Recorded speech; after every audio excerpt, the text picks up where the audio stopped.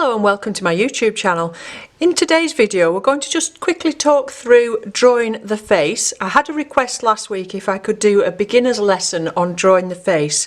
So I'm going to do kind of a step-by-step one, which I don't really usually like to do. I like to just give you an idea and let you be a bit more free and try and build your confidence that way so you can work from reference photos or whatever else and put your own style into things really. So, but for this I think I just want to show you step by step. So we're not using any reference photograph or anything. You just need a nice sheet of white paper. This one I'm using is a mixed media pad, so that if we do want to come and put some paint on afterwards we can do. You could use watercolour paper as well, but you want to have quite a nice smooth paper to draw on. So I'm going to be using quite a thick pencil. This is actually a stick of Graphitone and it's a 4B, but the only reason that I'm using this is so that the lines show up very clearly to the camera and you can see what I'm doing. You need to be using a much finer pencil, just an ordinary pencil, but something nice and fine, and use a light touch so that when you come to put your colour on afterwards, if you do want to do that, that your pencil lines aren't showing up quite so much and that you're able to easily rub out your guidelines. So the very first step is to draw the shape of the head itself. So we know that the wider at the top and smaller at the bottom, so it's kind of an oval shape but with a wider top. Okay, I'm not going to use an eraser today. I'm just going to carry on and show you where the line should be. So if there's any mistakes, I will just leave those in there.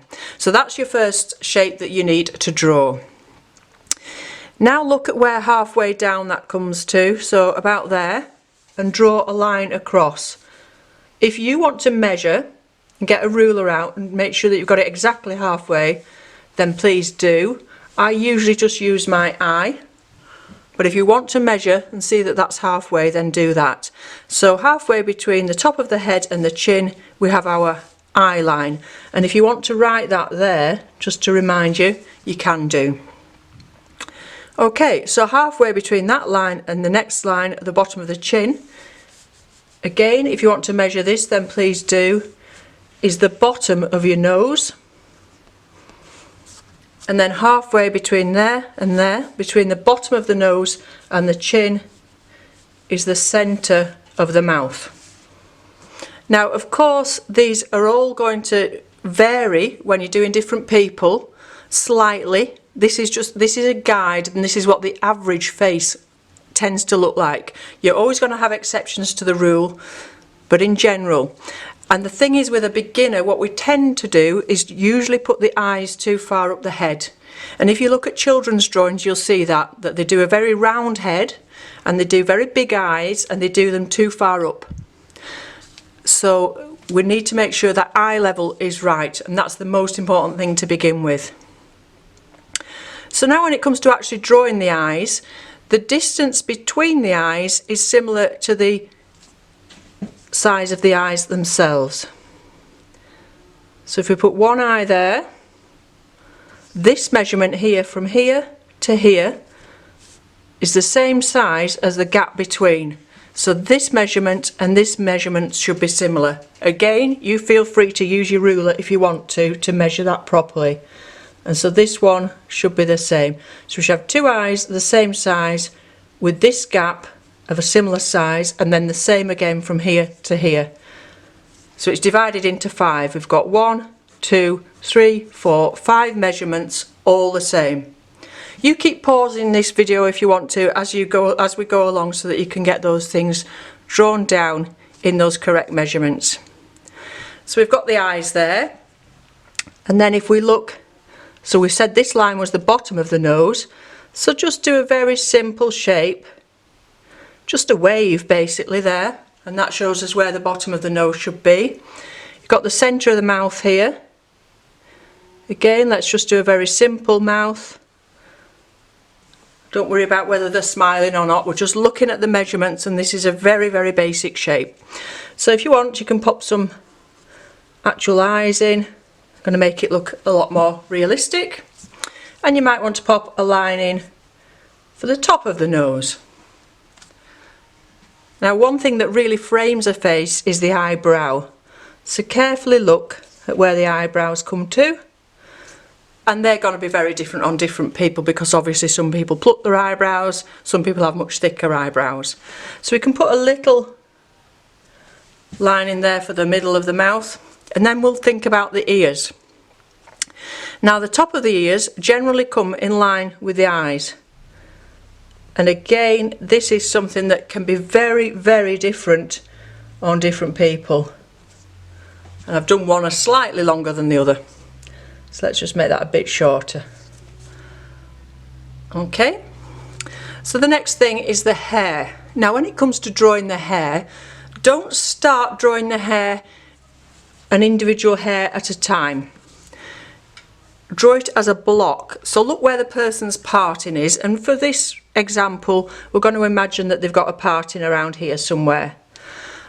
Now the hair, depending on the person, might have a little bit of volume to it. It might be a bit curly, it might be quite thick, so it's not going to be just exactly flat to the top of the head. So if we imagine this as the top of the skull, the hair's probably going to come a little bit above that. So if we look at the parting there and we go down, and then the same on this side, we have a parting and we go down, that's probably going to be around where the hair is, but it could be really wild, it could be all the way up here, it could be really curly.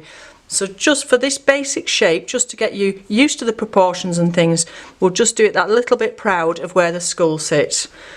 And then we'll just imagine this person's got quite a short hairstyle.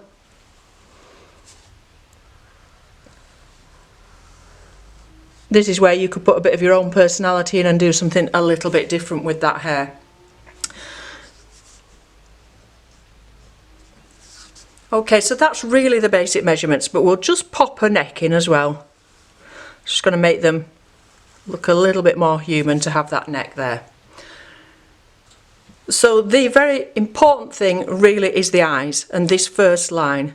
Draw your skull and get your eye line in. So once you've got the very basic lines in, there might be one or two additional things you want to add to make them a little bit more human. You might want to add a line for the chin.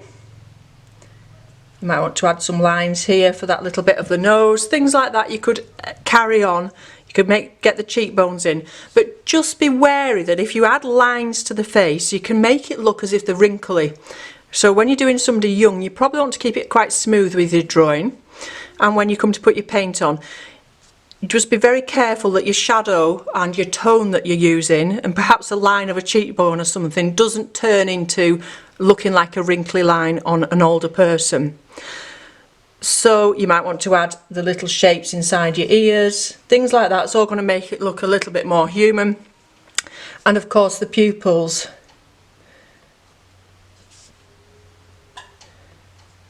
And when you come to putting your paint on, or if you're building it up with pencil,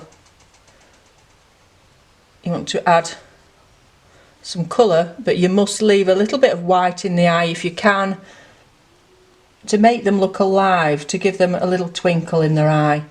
So it's not so easy with this pencil because it's quite a blunt instrument, but it just gives you the idea that when you're doing that with your pupils, build it up but leave a little bit of white there if you can. Also, when you do come to do your painting and things, just remember that this part of the eye here is very rarely completely white. It's probably not going to be the lightest thing on the face. So you could start and build it up with your pencil, or you could carry on with your paints if you wanted to at this stage. So I'm just going to go and get my paints now and talk through one or two colours, but other than that I think we'll leave it. And I did do a video on skin tones a couple of years ago, and I will put the link to that here if you want to have a look at that as well. But just be wary about using too much colour and too much shadow and making the person look very old. Try and keep it quite simple. So you might find that you've got shadow under the eye, you've got your brow bone here. If you imagine, feel yourself now that you've got that brow bone where your eyebrows are, and then it goes into your eyes. So the light from above, when we're inside especially, the light's usually coming from above, and that casts shadow over this area below the brow bone there. So you'll find that that's much more in shade than your forehead is. You might have shade underneath your hairline where your hair's casting shadow on your forehead there, and again all those kind of things are going to start and build the person up. You're going to have shadow in here. You may have shade in here underneath your lips, and things like that are all going to start building and building. But as a beginner, I think that's enough for now, just to have a go at doing a few different faces using these rules. Don't use any reference photographs, just do the people facing straight on and make them all slightly different. So maybe do one with some longer hair, do one with some different eyebrows, make the eyebrows a bit more bushy, maybe do the mouth slightly different, try and make them, this looks like a lady, try and make them perhaps look more like a man. You could change the shape of the nose. All sorts of things that you can do to make them slightly different. You might want to put some jewellery on, put some clothes on, do different coloured hair, etc. But just have a play and do a sheet of faces, all from your imagination, not copying anything at all. So I'm going to go and get my paints now, and we'll have a little quick talk about some of the colours that you might like to use. Okay, so I won't go into too much detail today about the colour itself. Like I say, I have got that other video there, and I will do some more in the future. I just really want you today to concentrate on drawing the actual shape of the face, and like I said, have a go at doing that over and over again in different ways. And another thing I should have said is start and think about just altering this line slightly to see where it dips in and out, where your cheekbone and things like that, just to start refining it a little bit. So with the colours, for people, if you want it to look very, very natural and realistic, then stick to the earth tones. So things like yellow ochre, raw sienna, burnt sienna, raw umber, burnt umber. All these ones are going to be much more natural than using things like your cadmium. So these two yellows I would use probably raw sienna to begin with, to start the basic colour. Some of these you can use straight from the pan, actually, are quite good skin tones. So these paints are a little bit dry, I haven't used them today yet, and it's quite warm in the studio, so they're really dry. So to begin with, use a yellow. It's a little bit mucky. I've been using it for landscape, so it's a little on the green side. I've obviously got some blue in there, but we're not worrying about that. So some of the raw sienna, add to that a tiny touch of red, so in this case this is alizarin crimson, and then you get quite a peachy colour. So that might be okay on its own, and if you want it a little bit darker, you might want to add a touch of blue to it. But if you start your basic mix with a yellow and a little touch of red, you tend to get not a bad skin colour. And just have a practice with these. Make a chart up, write down the colours that work well for you. So you can see we're going a little bit darker there. If you wanted to use the bright colours and make it less realistic, of course you could do. There's no hard and fast rules in art. If you want to be a little bit more vivid with your painting, then you can make a peachy colour out of your cadmium and your alizarin, and that's going to be quite a lot brighter. And again, if you wanted to, you could add some blue to that, and you can just play around with different combinations of different amounts of these same paints. Some of these, like the raw umber, might be fine on its own, or you might want to add to it. So maybe you want to make it a little bit darker and add some of the burnt umber to it.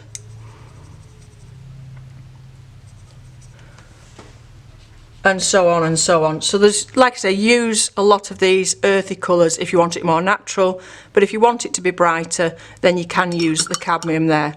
So really have a look at your own skin and other people's as well, and notice how different everybody is, but also how different your skin colour is across your whole body.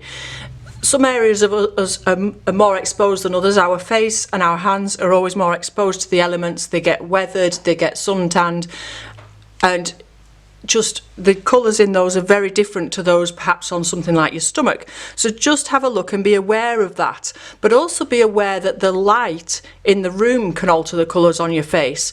you might have reflections. Your face, your skin absorbs colour. It might absorb colour from the surroundings, from the wallpapers and the curtains and everything else that's around you, and also reflect light. And if you go outside on a really bright sunny day, that's going to bleach a little bit of the colour out of your face, whereas if you're inside you might look a little bit darker. So it just really depends where you are on the time of day.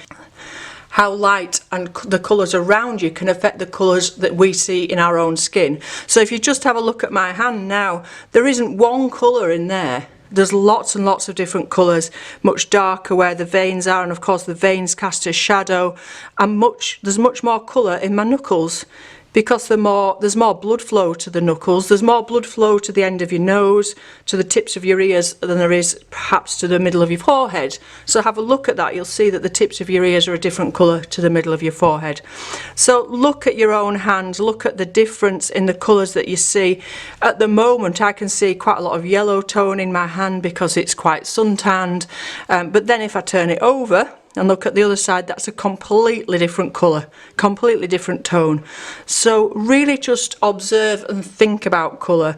Again, there's some blue in there, you can see some veins, there's a lot of pink in there, but we're not as pink as we think. Again, if you look at children's drawings, they will, to draw a person, quite often they'll get pink out, or they'll just get brown out, or they'll go for one colour.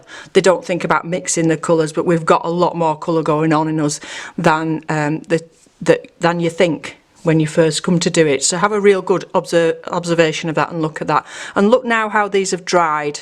So they've really sunk into the paper now, and they've dried, and we've got the white of the paper coming through and working with those. So you've got some really nice light skin tones there.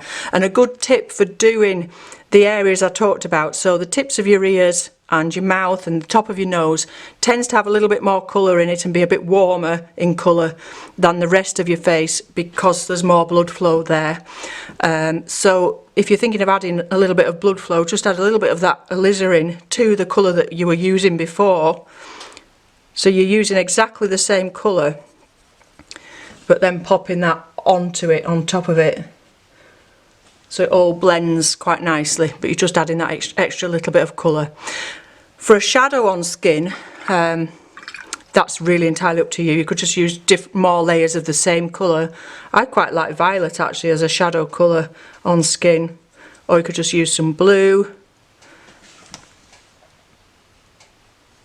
just to go a little bit darker in areas, like I said, under the nose, etc. That's just a little touch on using colour really. I didn't want to go too in depth on that today. It was just more about the actual drawing. Okay, so I hope you found that useful. If you've got any questions, if there's any other video you want me to make on this subject, again, if you want to pop that in the comment section below, and I'll get back to you as soon as I can. I hope you found that useful, and I look forward to seeing you again next Thursday afternoon. Thanks for watching, and bye bye for now.